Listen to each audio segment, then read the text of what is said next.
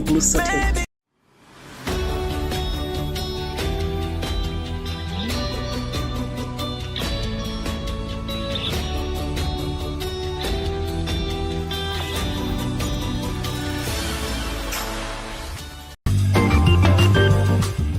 Luntha TV is now on Zuku Channel 51. You can get yourself a Zuku decoder from the Luntha TV offices in Area 2, Lilongwe, and from all the St. Manford bookshops across the country in Kasungu, Lilongwe, Salima, Dedza, Balaka, Zomba, Mulanje, Blantyre, Chikwawa, Mwanza, and Mangochi. For more information, contact 0883 815 055 or 0996 892 965. Get a Zuku decoder today and not miss daily mass, worship and prayers, news bulletins, and so much more on Luntha TV, bringing wisdom into your home.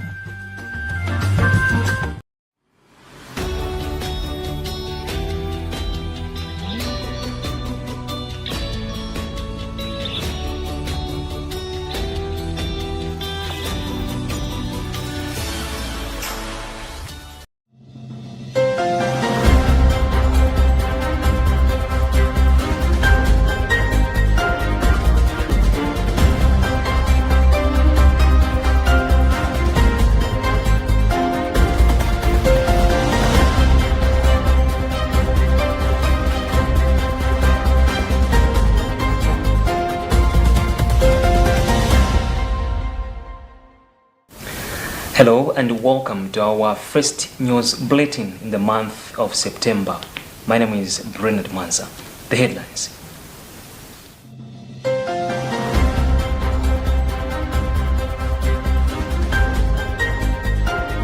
Pope Francis becomes the first pope in history to set foot in Mongolia. MERA authorizes ESCOM to adjust electricity base tariff with 50%. Malawians to continue facing tough times as kwacha continues to lose value. And in our special report this week, Rashida Matandika shares the success stories of adult learning and education in some communities in Balaka district.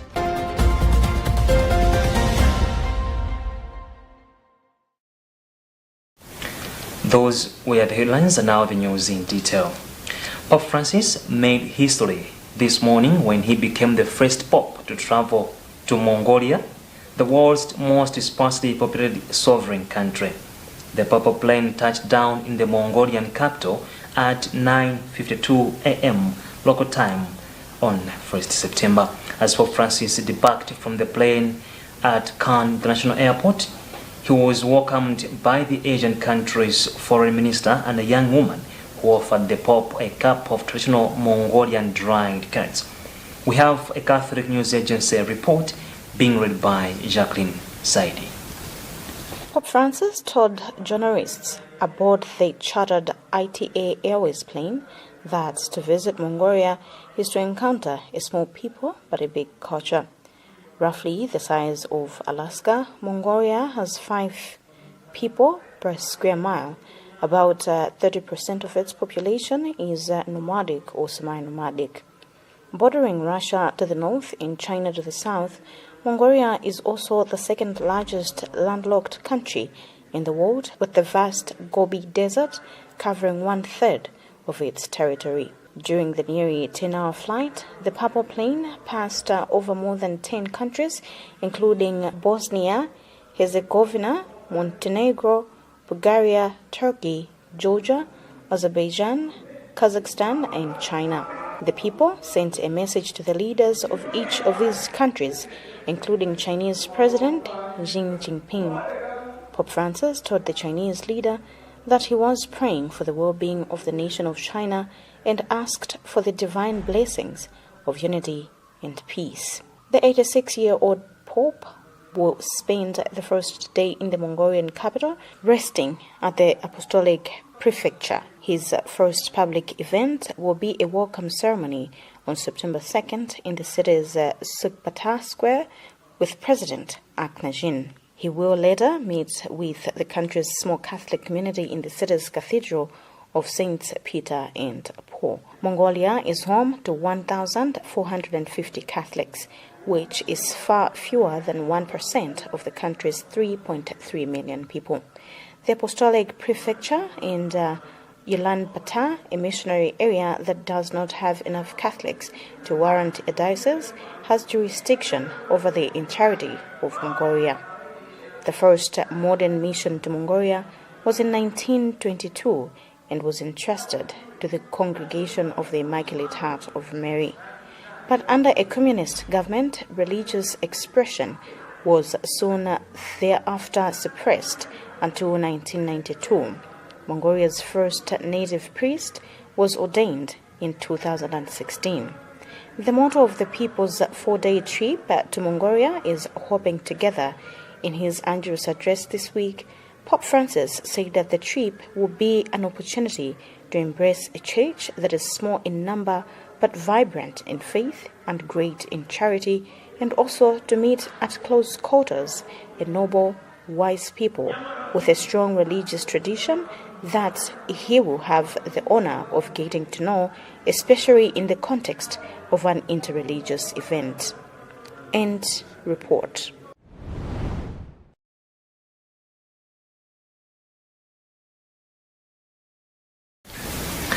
The Episcopal Conference of Malawi ECM says it will advocate for the promotion of family-based care for vulnerable children in the country and reduce the institutionalized care. Vice President of ECM, the Right Reverend Montford Stima, says there is too much work that needs to be done to see improved welfare of children, and that institutions alone that work with children cannot manage, hence a need to join hands for the good cause. He made the remarks Thursday evening on his arrival from Lusaka, Zambia, where he, together with other officials from the Association of Women in Religious Institutes in Malawi, AURIM, and the Catholic Women's Organization, CWO, attended a 2-day conference on the care for children organized by the Association of Member Episcopal Conferences in Eastern Africa, AMESEA, and Catholic Care for Children movement. The conference was held under the theme Strengthening Catholic Care for Children in the AMESEA region, reading the signs of the time together. Bishop Stima explains. It has been discovered that the best way to raise children is not in an institution. The best way is to raise children is to raise them in the family setup. First of all, their own biological parents, and if the parents, their biological parents are not around, or probably passed away, it is also better to raise them in the extended family where there is that relationship. And if that also fails, the people say it's better to have foster parents, or that these young people should be adopted. The government has to come up with the legal framework to make sure that they also take part in enforcing that law, that these kids should go back to their homes, and also to persuade and also work with these institutions that are keeping these young people, so that the young people should go back to their relatives.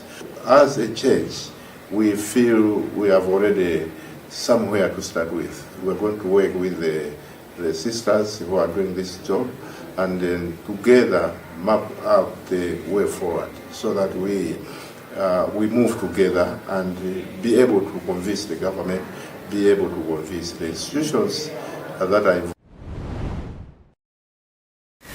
And one of the organizations that are already working on the promotion of children's welfare in the country is AURIM, who is the project manager for Early Childhood Development, ECD, Sister Rebecca Matori, said they will continue working with families to help in the reintegration processes for children who are vulnerable. As the association, we have these 2 years as the first phase of the project, and we are mainly focusing on the bringing awareness of the family care and discouraging the institutional care. We wanted the children to grow in their families, to be taken care in the families, And the research also has shown that on every 5 children, 4 children have a living parent, which means that there's no need for the children to be in the streets. There's no need for the children to be in the institution's care. It is possible that these children can be reintegrated. These children can be well taken care in their families, whether the relatives, the aunties, the uncles, the grandparents, provided there's someone at home that can take care of that child, rather than a child being in the institution. The Malawi Energy Regulatory Authority, MERA, has permitted the Electricity Supply Corporation of Malawi, ESCOM, to adjust the electricity base tariff with 50.8% for the period of 2023 to 2027. The development follows MERA's review of ESCOM's proposal of a 69.7% base tariff adjustment within 4 years with a monthly automatic tax adjustment methodology. MERA Chief Executive Officer Henry Kachaje said during a press briefing in Lilongwe this afternoon that the 2023-2027 electricity base tariff determined has been segmented into 4 annual tranches with 18%, 16%, 12% and 9% tariff adjustment for the first, second, third and fourth years respectively. Tandwe Mzumara has more in this report. ESCOM proposed a 69.7% base tariff adjustment, which meant that electricity consumers would have been paying an average of 177 per kilowatt per hour from the current average of 104.46 tambala per kilowatt per hour.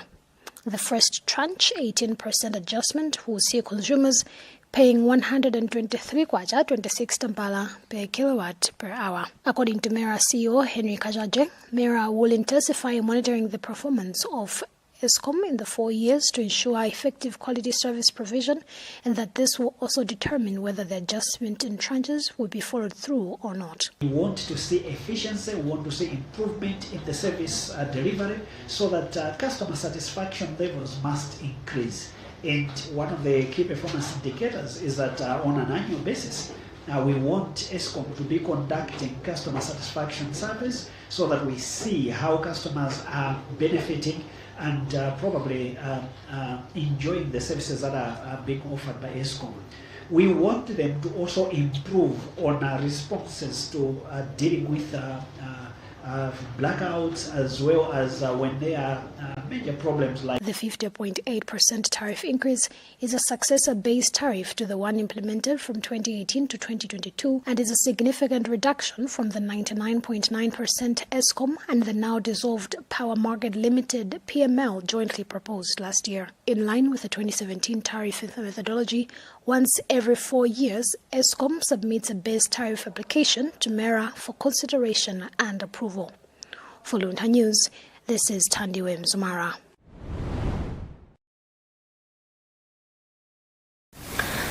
The Media Council of Malawi and Association for Communication Radio, ACORA, have signed a memorandum of understanding to provide diversity for listeners and skills for the commercial radio sector. Through the agreement, which was signed today in Lilongwe, MCM will be the overseer of all the activities happening within radio stations in a bid to reach out to the voiceless. Media Council of Malawi Chairperson Wisdom Chingwede said community radio stations stand out as they give a voice to people who do not have access to mainstream media to express their views on community development. Bridget Mwanoka reports. Community radio stations provide an open mic for people from communities who are often overlooked by other broadcast media. In order to strengthen their availability, the OCARA has signed a memorandum of understanding with MCM, which will, among other things, strengthen their availability. Media Council of Malawi Chairperson Wisdom Chingwede says that community radio stations help to cater for the information to people living in a particular community in languages and formats that suit that specific community. First and foremost, ACORA currently has been operating like a loose kind of arrangement. They've got so many well-wishers who want to work with them, but they've been kind of skeptical. So this is why we say, no, we can come in to strengthen their image.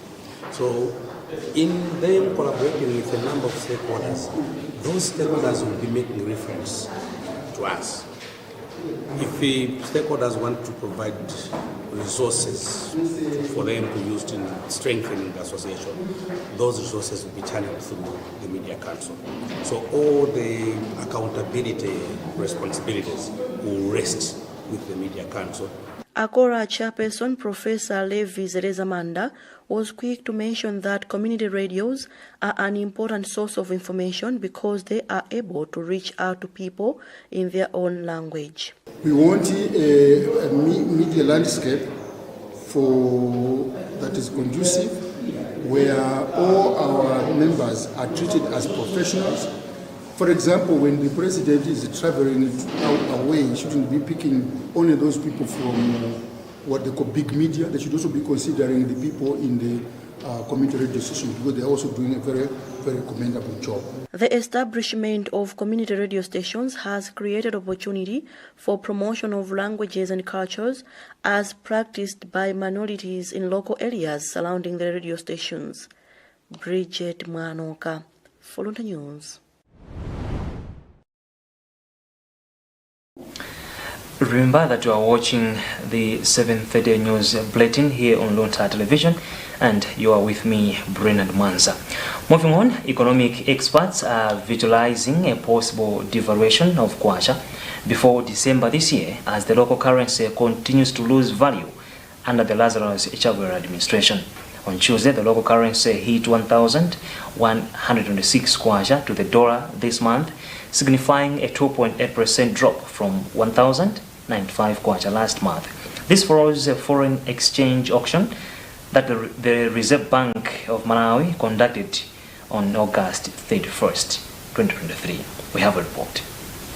The development means that the kwacha will now be trading at 1,126 kwacha against the dollar from 1,095 kwacha. In a letter to authorized dealer banks on Thursday, RBM Governor Wilson Banda said the forex auction was successful as authorized dealer banks participated. Banda said the maximum selling price of the kwacha shall be at 1,126.77 kwacha per dollar, effective on September 1st, 2023. However, economic expert Kingsley Jasi, in an interview on Friday, said this means kwacha would continue to weaken until government meets the black market rate. People are already paying the price for the black market rate. At the moment, if you look at the prices, they are already increasing, and that means partly it's because of the issues of forex. Most of the people are accessing the forex at the black market rate. This is black market rate, but it's also being used by the authorized dealer bank. So if you walk into a forex bureau today, you will not buy it at the official rate as it may. It will be the black market rate. So the vendors, people that are importing, all these are already using the black market rate, and that is reflected in the prices of things on the market. So people are already feeling the pinch of forex scarcity. The central bank announced in January this year that foreign exchange auctions will be determining the market's clearing price of the Malawi kwacha against the United States dollar and other major currencies. However, on the black market in some banks, the kwacha is being sold at between 1,500 kwacha and 1,800 kwacha per dollar. The kwacha, which was trading at 1,034.67 per dollar in December 2022, has been losing value for several months. Malawi has also been facing challenges of foreign currency scarcity for over a year. Analysts have been advising the Lazarus Chakwera administration to control expenditure and use of foreign currency, such as cutting foreign trips. For Luntha News in Lilongwe, I'm Hilbert Katanda.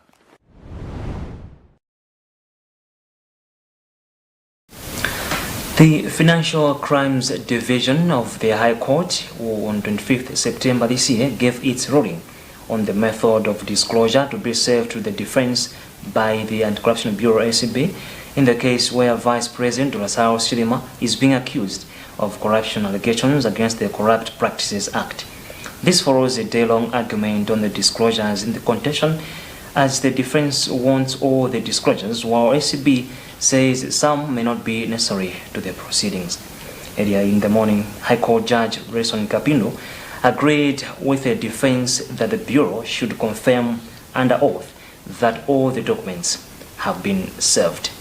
Kumbo Soko is one of the lawyers who are representing Dr. Chilima in the case, and he had this to say. The arguments today were in respect of the documents which they are objecting to release for a variety of reasons, some of them privacy reasons, some of them that they are finding difficulties because the documents are not with them, they're with the National Crime Agency, which is a British law enforcement agency. So the arguments we were hearing were basically around those issues. For us, the thrust of our argument was that an accused person has got a right to have sight of all the evidential material that the state is in possession of, or that it can possess, whether it plans to use that material or not. Right? So it doesn't matter that they've only selected a small number of those documents, but if they are available, they should be availed to our client so that our client can see whether they help him in his defense. Those that we had control over have been disclosed, 80 or 90% of them.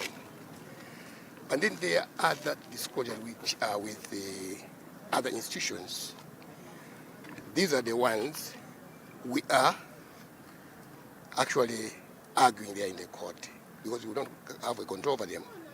Then there are several, about 4 or 5 of them, which are contested in that we don't want them to be disclosed because of the law is not supporting that. So the whole day there in the court today, we have been fighting over that. But at the end of the day, we reached a compromise. And for those that are with other institutions, we have to give a report to our colleagues and the court within 14 days what has happened to them. And for those that we have control over and somehow we didn't serve them to our colleagues and to the court, we'll have to do them within the same period. But we don't have much worry on that. As for those that are contested, we'll have to wait for the courts.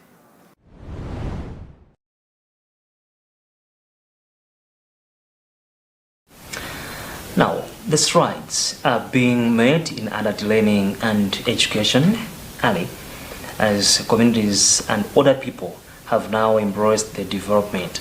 The initiative is not only helping adults on how to read and write, but it has brought a whole batch of mindset change, giving people who were once illiterate and hopeless, a new dawn of hope and independence. In our special report this week, Rashida Matandiga is looking at the joy that some of the students in adult learning and education in Balanga district are experiencing, an initiative which is helping in complementing Malawi 2063 development blueprint. At 65, Josiah Wickson has managed to obtain a certificate in adult literacy and education after joining the school in 2017 when he was 59 years old. A Standard 1 school dropout who left the corridors of primary school because he had visual challenges decided to go back to school in his old age so that he could be able to read and write, get to use money right without being scammed, and be able to use the Bible at the same time take part in singing hymns at his church. The same challenge that he encountered when he was young is still around, but his passion for education was much greater than his challenge, thanks to his instructor who made it possible to overcome the challenge. I could not see properly on the blackboard, but this time around my instructor helped me by setting me closer to the board so I could see what was written. Josiah, an ordinary smallholder farmer and one of the reliable elders at his church, feels so free and happy because through the education that he has obtained, he is able to interact with different people in his church, take part in services, and even entrusted with important roles in remote areas.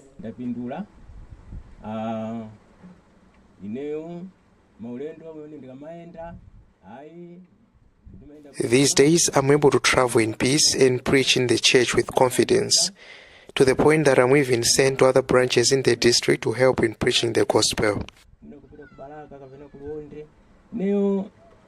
Left by his mother, who died in 1999, Josiah has been living alone, experiencing hardships in life due to the lack of education, that it was hard to get opportunities that would make life easy.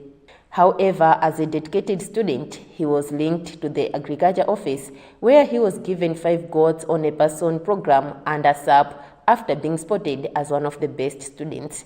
The goats are helping him with his daily needs, with a good example of him buying fertilizer after he sold some of them in the last farming season. On the other side of life, Selenia Whiskys, aged 72, decided to go back to school so that she could be able to know her destination when using a public transport after being taunted for a long time, running after buses that were not of her destination and being laughed at in public. I used to run after every bus that I saw. That was way back before the Dobadobas came announcing destinations of different buses. Like Josiah, she did not only succeed in reading and writing, but was also spotted by a non-government organization, PCI, that gave her 4 goats on a person program, changing her whole life for the betterment. While attending the PCI school, I was chosen to be given goats. I'm doing well, and from the goats, I also get manure which I use in farming, especially as we are struggling with fertilizers.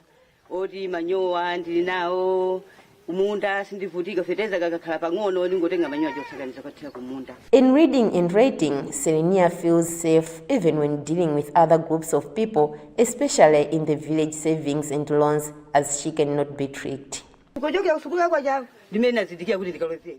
After attending school, I decided to join a village bank, and now I know how shares and interests work. From the National Adult Literacy and Education 2022 to 2027 strategic plan, what the 2 citizens are doing is aligned to the vision where there is an inclusive, equitable and sustainable adult literacy and skills program for all, while fulfilling the mission of providing adults with long life skills that are sustainable for personal, community and national development. Speaking on how Balaka District is performing in the development of adult literacy and education, Community Development Officer for the district, McDonald Dinyaka, said the story of adult literacy and education is a success on its own and is not limited to adults, but everyone who lack literacy skills due to unforeseen reasons. He said the curriculum is different as it accommodates topics that speeds up personal development and not only reading and writing skills. Basically, the primers are not the students' books like we use at the primary schools. The primers are the books that were designed in a way that it should offer some knowledge and capacity to the individuals. As they are acquiring the literacy and numeracy skills, they should also be able to apply the knowledge that they gain in class in their day-to-day living. For example, in the adult literacy program, we have a topic that is to do with how to identify a viable business. However, as this tree is bearing good fruit, the roots are not well taken care of due to inadequate resources, as one of the instructors at Kapalamula CBCC, Zone Chadodoma, laments. Resources are a big challenge. We sometimes have no writing chalk, which we are forced to contribute money for it. That is not all. Another pressing issue is that we have inadequate books. Concurring with Jadodoma, Nyaka mentioned infrastructures and instructors' allowances being some of the things that needs to be considered as the initiative is proving fruitful. We also have the instructors that I already indicated in the beginning. These instructors are volunteers. However, we provide what we call a token of appreciation for them to be able to at least buy a soap to wash their clothes as they go to the centers. So usually government approved a rate of 15,000 kwacha that is provided to the instructors on a monthly basis. However, with the cost of living, I think you can bear with me that 15,000 kwacha is not enough to cater for everything for the literacy instructors, because they leave a lot of things in the communities for them to be able to offer these services. So we need also to motivate this. Meanwhile, the challenges are not stopping the people from excelling, as Henry Zakaria, Baraka District Officer for National Initiative for Civic Education, said that adult literacy and education is changing people's mindset, an important pillar in the Malawi 2063 vision. Mindset change is very important, because we will talk of two types of mindset. We have the fixed mindset and we have the growth mindset. So with the fixed mindset, these are the people that they don't want to change. They look at the situation as it is and they feel like that situation cannot be changed. If he's poor, he feels that he cannot come out of the poverty circumstance. But for somebody who has a mindset, a growth mindset, this person will think imaginally, will have a world that is not perceived by other persons. And we believe that if Malawians, we develop this kind of mindset change, we believe that the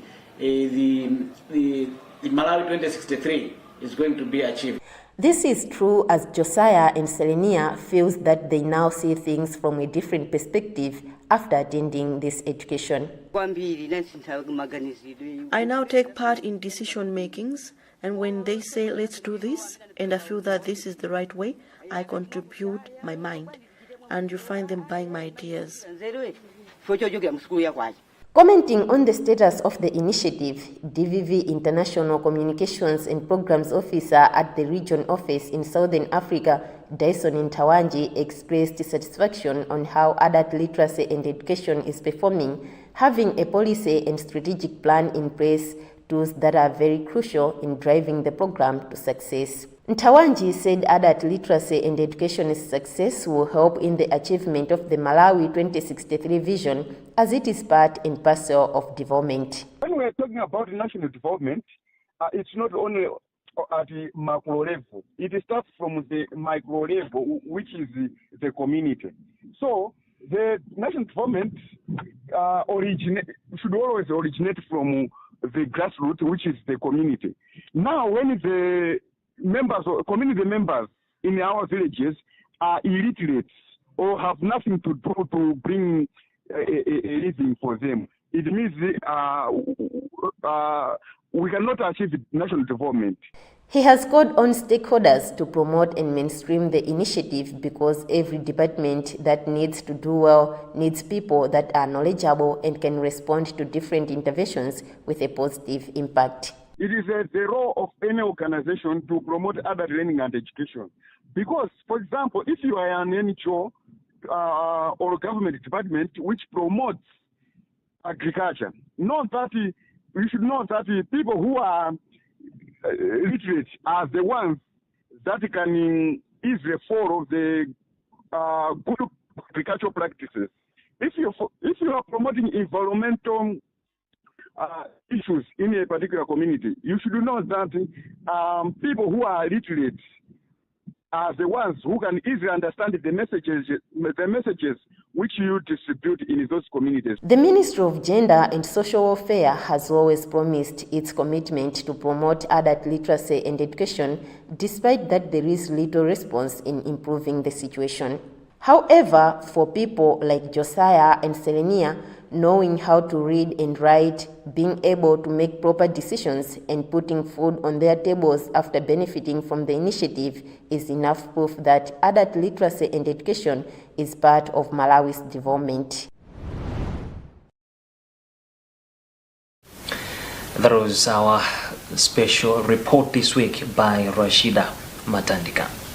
And in entertainment news, the South African celebrated gospel icon Dr. Rebecca Malope has this afternoon arrived in the country through Kamuzu International Airport ahead of the Blessings Gospel Concert, which is scheduled for tomorrow, 2nd September, at Bingo International Convention Center, BICC, in Lilongwe.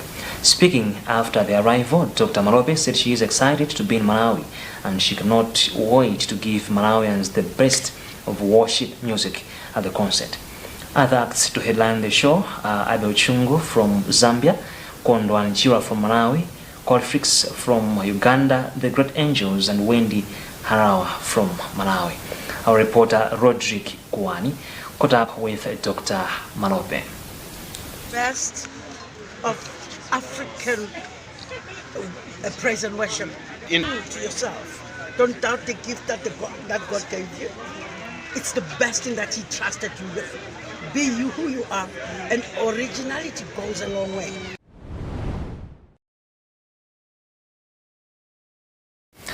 That also concludes this news bulletin here on Luntha Television. But before we go, a recap of our main stories.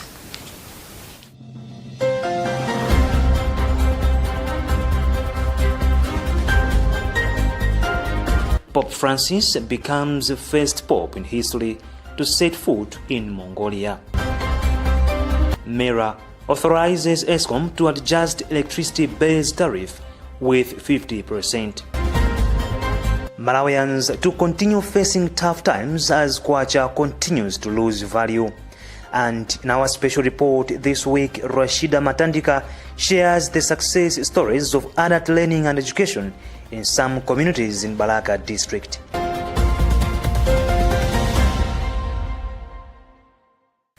Thank you so much for watching, and this has been Brenad Mwanza and Vincent Kwakwara and Andrew Pound were our producers today. Thank you so much and wishing you a lovely weekend.